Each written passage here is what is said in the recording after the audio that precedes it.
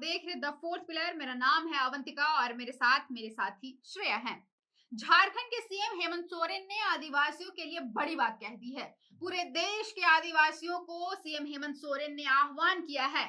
उन्होंने पूरे देश के आदिवासियों को झारखंड में आने का आह्वान कर दिया है। उन्होंने कहा है कि आप झारखंड आइए, हम आपको झारखंड में सम्मान पूर्वक जगह देंगे। झारखंड में आने के लिए हेमंत सोरेन ने पूरे आदिवासी समाज का आह्वान किया है। इस पर आज हम बात करेंगे श्रेया से।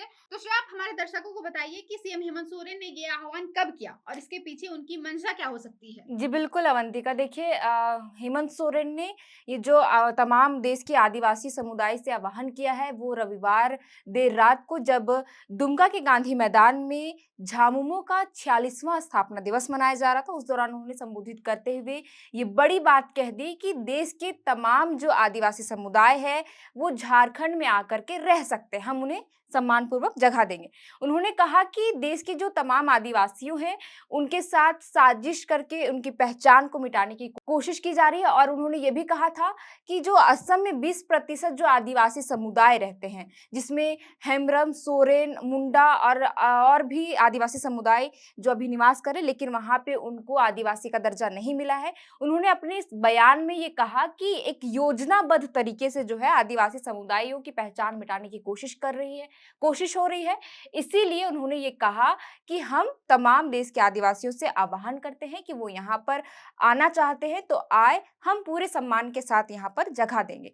हालाँकि इसके पीछे उनकी क्या मंशा रही है, ये तो कहना थोड़ा मुश्किल है, लेकिन जिस तरीके से उन्होंने ये बयान दिया उससे तो यही लग रहा है कि असम का जो मुद्दा उन्होंने उठाया था कि आप वहाँ के जो मुख्यमंत्री हिमंता बिस्वा शर्मा से कि आप वहाँ पे जो आदिवासी समुदाय टी ट्राइब उन्हें आप आदिवासी समुदाय का दर्जा दें, लेकिन अभी तक वहाँ पे नहीं मिला। बाकी जगहों पे शायद यही हाल है, इस वजह से उन्होंने ये बयान दिया है। जी, बता दें झामुमो का 46वां स्थापना दिवस ना सिर्फ झारखंड में बल्कि दुबई तक में मनाया गया। इसकी जानकारी पूर्व विधायक कुणाल सारंगी ने दी थी। कुणाल सारंगी ने इस दौरान हेमंत सोरेन को आदिवासियों मूलवासियों का प्रमुख नेतृत्व करता बता दिया है। कुणाल सारंगी के अनुसार हेमंत सोरेन ही आदिवासियों का भला सोचने वाले नेता है। तो शायद हेमंत सोरेन के बयान से ऐसा लग रहा है कि उनके हिसाब से देश भर में जितने भी आदिवासी दूसरे राज्यों में निवास कर रहे हैं, वो सुरक्षित नहीं है। वो बार-बार अगर आदिवासी समुदाय के लोगों को झारखंड आने का आह्वान कर रहे हैं, तो क्या लगता है कि उनके बयान से झारखंड के लोगों पर क्या असर पड़ने वाला है? जी, अवंतिका, आपका सवाल बहुत ही अच्छा था कि जैसा कि आपने कहा कि जिस तरीके से उन्होंने खुलेआम ये आह्वान किया है कि तमाम जो देश के आदिवासी समुदाय वो झारखंड में आके रह सकते हैं और और सुरक्षित, इससे भी यही सवाल खड़ा होता है कि क्या बाकी जगहों पर जो आदिवासी वो सुरक्षित नहीं है? क्या वे झारखंड में आते हैं तो ही वो सुरक्षित होंगे?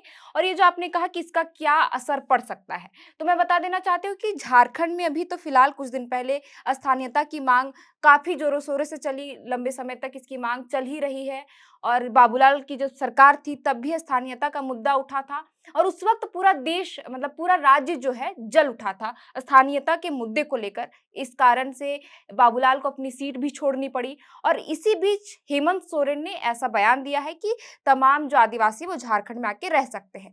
क्योंकि अब देखिए कि यहाँ पर स्थानीयता का, मैं बार-बार रिपीट कर रही हूँ इस बात को, कि स्थानीयता का मुद्दा बार-बार उठता रहा है। अगर बाकी जगहों से जो आदिवासी समुदाय झारखंड आते हैं तो ऐसे में सवाल खड़ा होता है कि क्या हेमंत सोरेन उन्हें स्थानीयता की मान्यता देंगे? क्या उन्हें रोजगार में जिस तरीके से यहाँ आदिवासियों को आरक्षण दिया जाता है, क्या उन आदिवासियों को भी रोजगार के क्षेत्र में आरक्षण मिलेगा? क्योंकि आप देखिए कि राज्य में आए दिन युवा जो सड़कों पर उतरते हैं, विरोध करते हैं कि तय समय पर हमें रोजगार चाहिए, बेरोजगार है वो लोग कितने, और ये आंकड़ा भी बताता है कि झारखंड में बेरोजगारी का स्तर जो है दिन प्रतिदिन बढ़ते जा रहा है। तो इन तमाम जो मुद्दे हैं, इन सवालों को देखकर ये कहना गलत नहीं होगा कि इसका असर आने वाले समय में बहुत ही व्यापक स्तर पर पड़ सकता है झारखंड के मूलवासी और आदिवासियों पर। और हालांकि अभी तक इस बयान पर किसी भी विपक्ष के बड़े नेताओं की बयान नहीं आई है। जी। जी श्रेया, इस 46वें झामुमो स्थापना दिवस के कार्यक्रम पर कल्पना सोरेन भी शेरनी की तरह दहाड़ी हैं। जी बिल्कुल। उन्होंने भी कई मुद्दों पर अपनी बात कही है। उन्हें झामुमो को राज्य से आगे बढ़ाने की भी जिम्मेदारी दी गई है। तो आप थोड़ा दर्शकों को बताइए कि कल्पना सोरेन ने उस दिन क्या कहा था? देखिए अवंतिका, कल्पना सोरेन पहले की तरह जैसे चुनाव से पहले उन्होंने एक अलग तेवर और अलग लहजे से लोगों के बीच में आकर्षण का केंद्र बनती रही, उसी लहजे में फिर से कल्पना सोरेन झामुमो के स्थापना दिवस पर भाषण देती हुई नजर आई। आपको बता दें कि अवंतिका, कल्पना सोरेन का ये पहला भाषण था झामुमो के स्थापना दिवस पर। इससे पहले उन्होंने कभी भी स्थापना दिवस के मौके पर मंच पर अपनी नहीं बातों को नहीं नहीं रखा था रखा। और हेमंत सोरेन के साथ वो पहली बार नजर आई थी साथ में झामुमो के स्थापना दिवस जी, पर। बिल्कुल। और उन्होंने अपने भाषण में ये भी बताया कि दोबारा से इस बात को दोहराया, जैसे चुनाव से पहले उन्होंने हमेशा से दोहराया था कि भाजपा ने एक साजिश के तहत उनके पति हेमंत सोरेन को जेल में भेजा और भाजपा लगातार ये साजिश करती रही आदिवासियों के खिलाफ जाने के लिए।